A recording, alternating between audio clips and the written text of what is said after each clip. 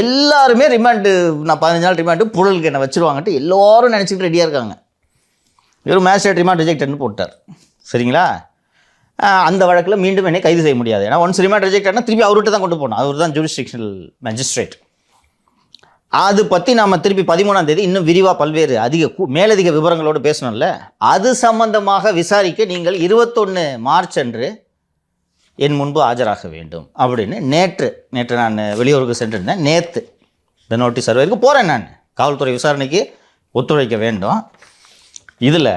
அதில் இந்த எஃப்ஐஆரோட அடிப்படை என்னன்னு கேட்டிங்கன்னா, தாழ்த்தப்பட்டவர்கள் சுத்திகரிப்பு தொழிலாளர்கள் குடித்து விட்டு உறங்குகின்றனர் என்று இழிவுபடுத்திட்டாருன்னு. இதில் ரெண்டாவதாக விசாரிக்கிறதுக்கு என்ன இருக்குது? நான் மறுக்கல சார், ஆமாம் சார் குஷ்டு தூங்குறாங்கன்னு இப்போ கேட்டாலும் சொல்லுவேன். ஏன்பா குஷ்டு தூங்குறாங்க? கவர்மெண்ட் திறந்து வச்சுக்கிது குஷ்டு தூங்குறாங்க. கரெக்டாப்பா? திறந்தே தான் வச்சுருக்காங்க.